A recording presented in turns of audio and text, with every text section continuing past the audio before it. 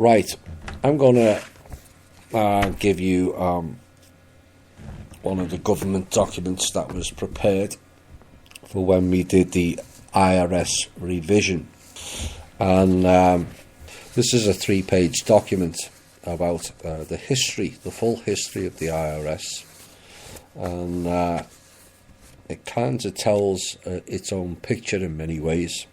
And of course, taxation has been a subject of controversy and hostilities in America since before its inception.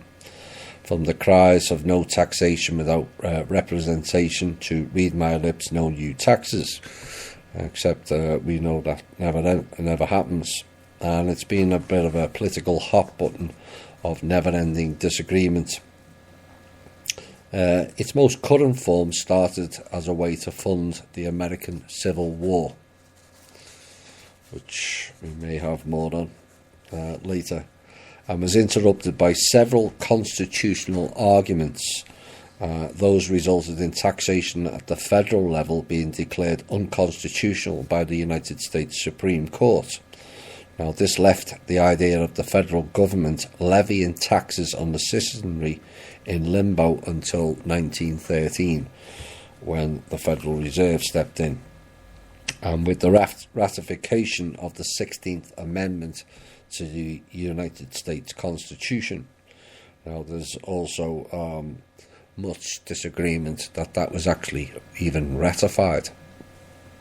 You need 2/3, if memory serves me correctly, and only about 7 or 9 states actually declared it. And so here's a brief history. In 1913, the 16th Amendment was ratified and taxes now became constitutional. Like I said, there's no evidence to support that to be the case.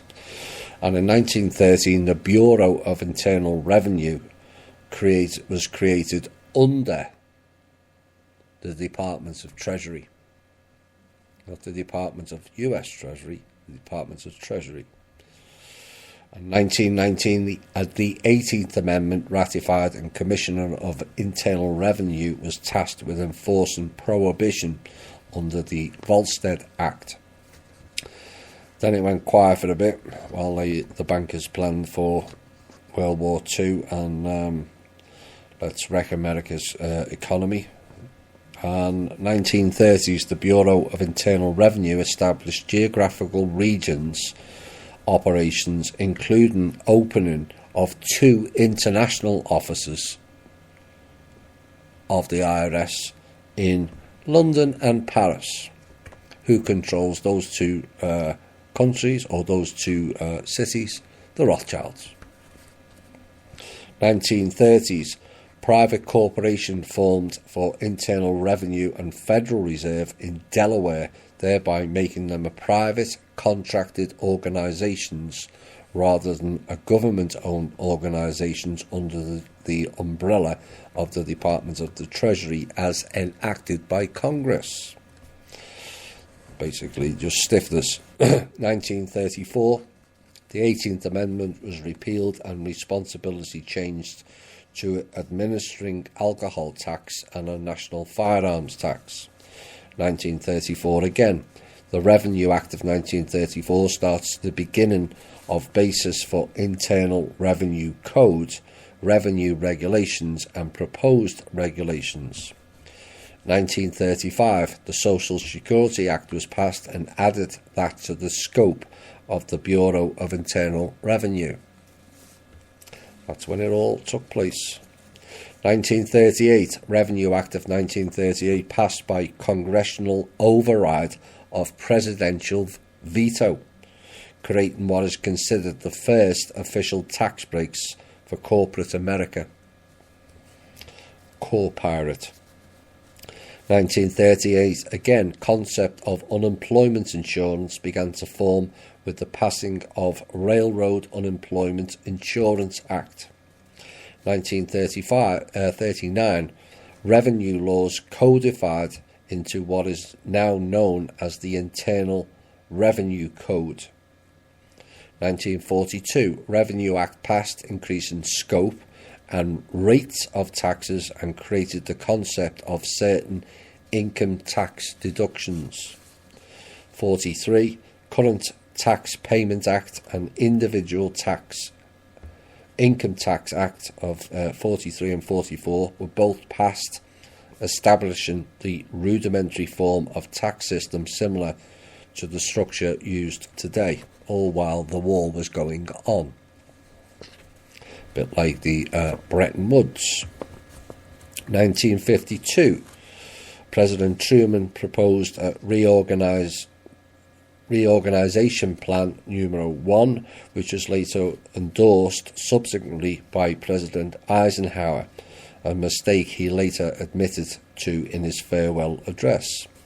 1953, through several Treasury orders issued by Treasury Secretary George M. Humphrey, Bureau of Internal Revenue was changed to Internal Revenue Service, not by an act of Congress, but specifically by a Treasury Department Order 150-29. 54.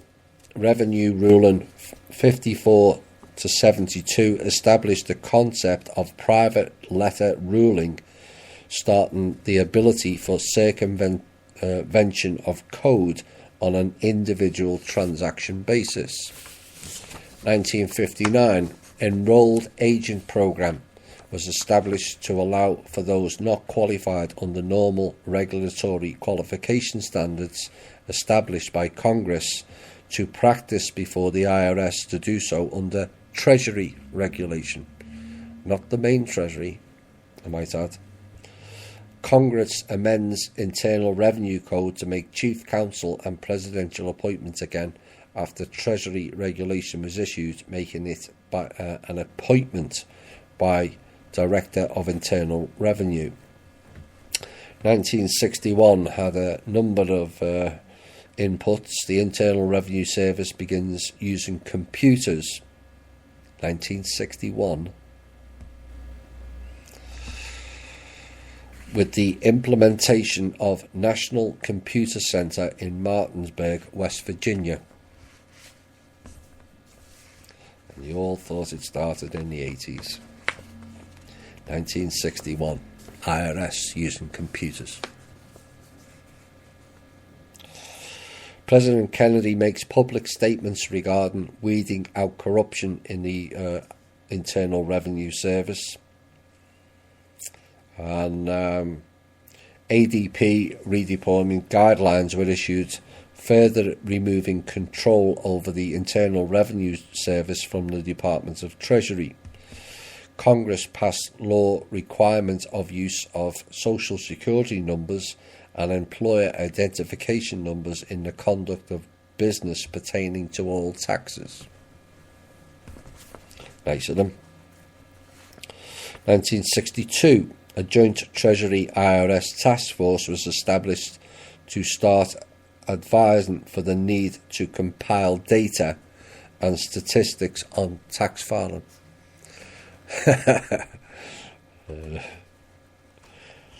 That's your new metadata.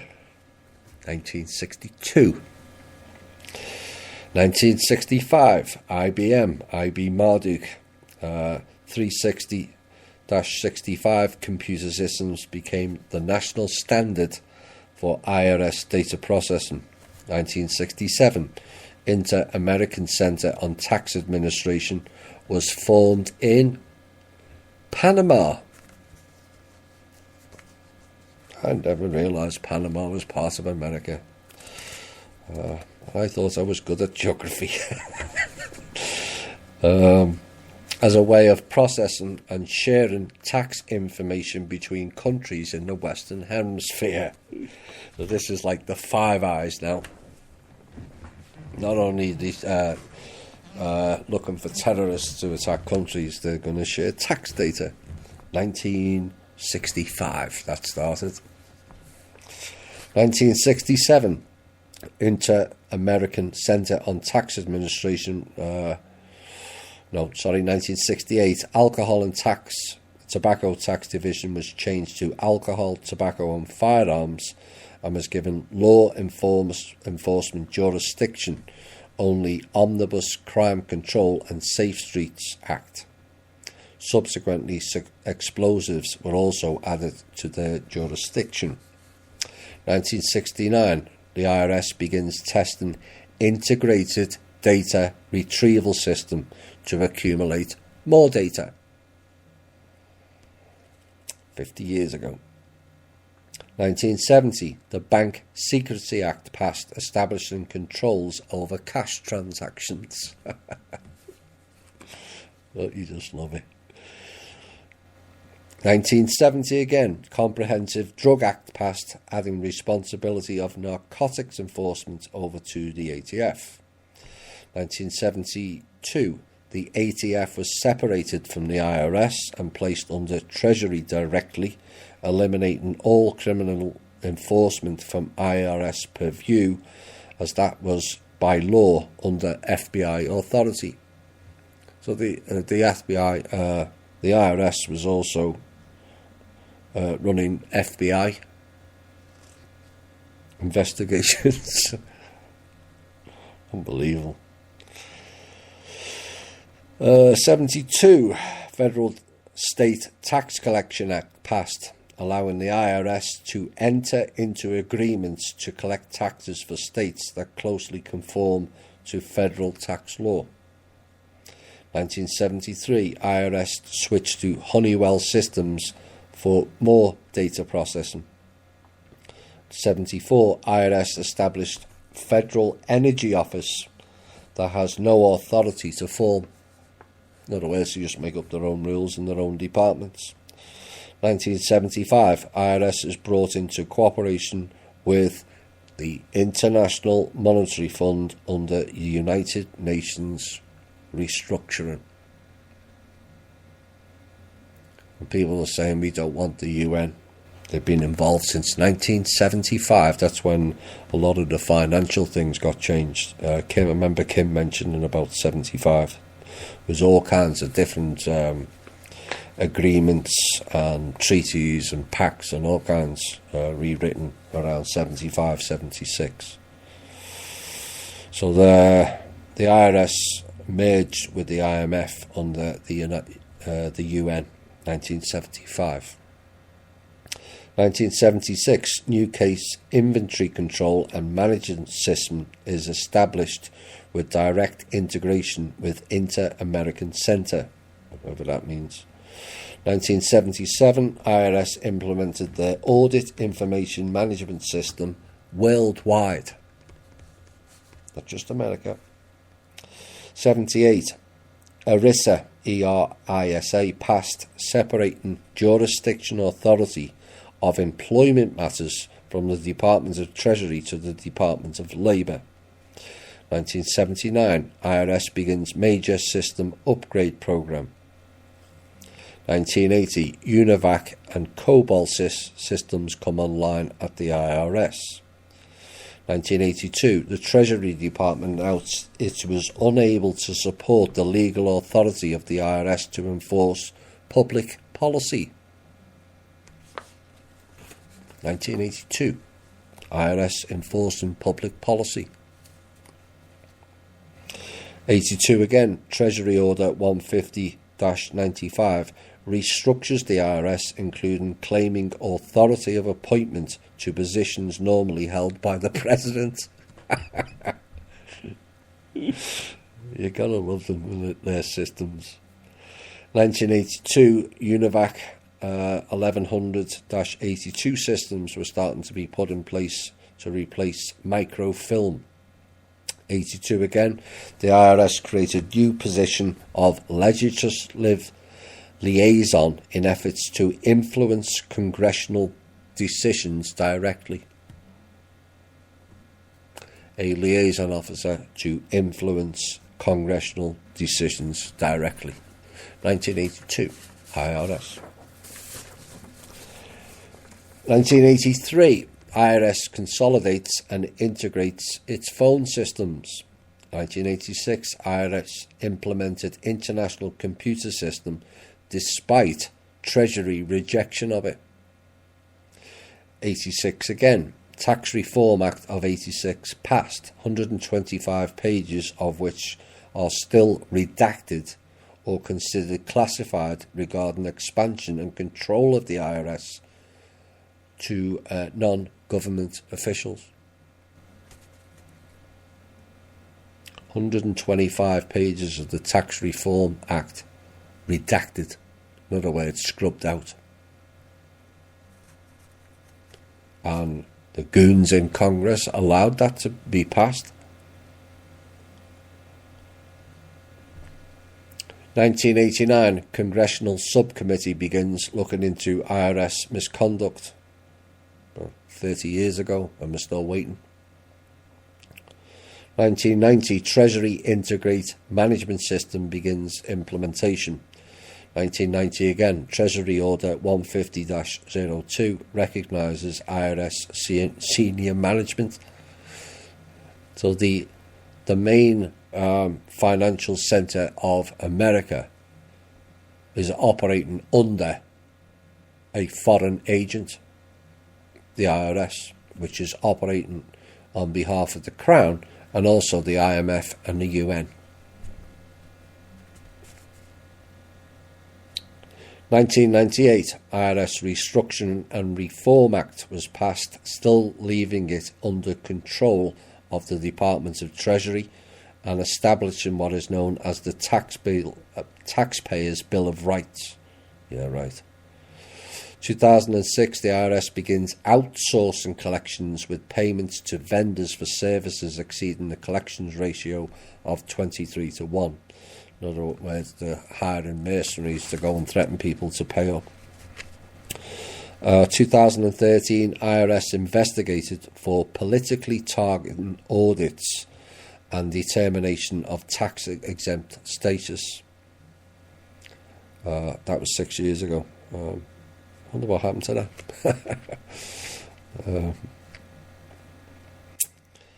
2015, major IRS data breach discovered. That was 4 years ago. Wonder what happened with that. Nothing. 2017, major restructuring of tax code under Tax Cuts and Jobs Act of 2017. And other items of note. Upon the formation of the United States Postal Service, a franking agreement was established allowing the United States government to send parcels and correspondence through the mail system without charge. However, as a private corporation, the Internal Revenue is not entitled to that privilege and should be paying for postage, documenting their actual operating structure. Now, the Internal Revenue Service, through the act of portraying themselves as a government agency with authority and sending correspondence through the mail, is committing major infractions under the RICO Act.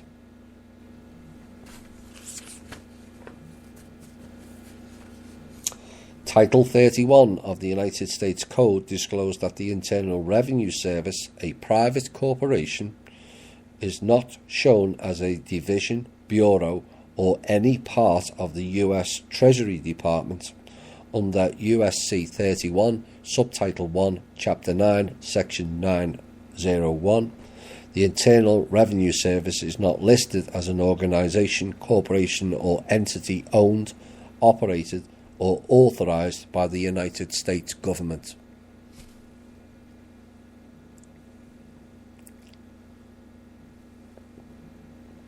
The Internal Revenue Service publications, they state that their authority under Section 7801 of the Internal Revenue Code. However, this section only applies to alcohol, tobacco and firearms and the Justice Department. So the IRS has got control of the Justice Department. You can't make this stuff up. And people wonder why it takes so long for things to get done. This deals directly with law enforcement powers and investigative powers, and has been the case since 1913, as the Federal Bureau of Investigation, FBI, was specifically mandated with criminal and investigation authority by Congress. All matters involving the Internal Revenue Service are de facto civil collection matters and has no basis for the establishment, creation or operation of an armed enforcement division with arrest authority which is in direct violation of the United States Constitution. Armed Enforcement Division. Tax collectors? Final piece on the IRS. Under the Lobbying Disclosure Act, government agencies are restricted from lobbying directly with the federal government. As such, the activities conducted by the Legislative Liaison Office of the IRS are being done under the auspices of their private corporation status. Further, since those activities are being done under the guises of being part of the government, they are tantamount to fraud and in violation of sections of this Act for failure to disclose and report, and also additional RICO statutes. The history of the IRS. I bet that surprised some portions of it. Well, that's what we're dealing with. Private organisations operating as the government. And whilst at times I've been critical of Trump, you can see the issues that we're facing. A myriad of corporations that people all think are part of the government, and they're not. They're just not. The IRS running the Department of Justice? Really? What have they even got to do with firearms? Or alcohol?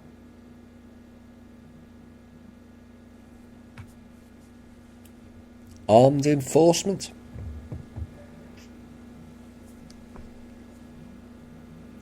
For a foreign agent? You know, one of the intel pieces from last year, Kim stopped the roughly 800 billion being transferred out of the IRS to Rothschild's bank in Switzerland. Not a single cent of that money is going to the American people, and hasn't done for over 100 years.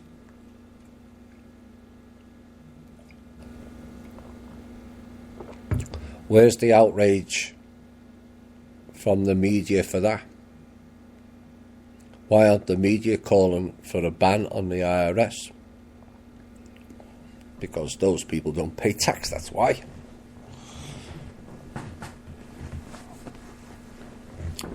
Only the real workers pay tax. The non-workers don't pay any. The upper class and elites don't pay any. Just the mugs who work. And this is what's wrong. And this is why the system is broken and it's never going to work. Just that they haven't worked that out yet. World of politics, eh? A cesspit of lurid behaviour, backstabbing, corruption, fraud, lobbyists, control system, agenda-driven people, whether coerced or not. All a world of divide and conquer. And you can kind of take your pick from Republican, Democrat, Liberal, Conservative, left or right, and a whole heap of other BS labels to all keep you distracted when you've got private companies running all of it. Of course, often is the case that personalities come into it. Some go for the male or female vote, as witnessed in the last election, and some go the colour vote, as witnessed in the previous two elections. Some will go the nationality route, and media kind of dictates all of it to impose what the system wants you to hear and not what you need to hear. And essentially this is the current role model of the world of politics. Life and TV drama all played out in the political arena. One could argue that politicians are kind of a reflection of society. and with good cause, I feel also, when you witness some of the behaviours going on. But too many get embroiled in all of the above, which is essentially just noise, and fail to address the real issues. Too often drama becomes all too addictive. He or she is sleeping with this one or that one, when people forget that a sizable chunk of those political marriages are shams to begin with. Some of it to cover up homosexuality, or in the main case, keep things in-house. House being the operative word, as in the family's house. Like, for argument's sake, Hillary Clinton and Barbara Bush, both were known as being lesbians, and yet they both got married to political partners.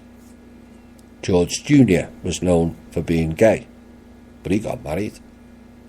Bill Clinton should never have married anyone, let's be honest. He likes the new model too much. But the problem with Bill is he was a Rockefeller and Hillary was a Rothschild. And so the marriage was arranged. It's like the Hilton family, another elite family, married a Rothschilds recently.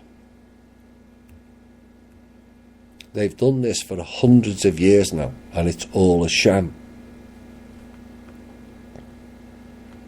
So the questions we have to ask is, why are prominent politicians married to partners of Google, Facebook, Twitter and Yahoo?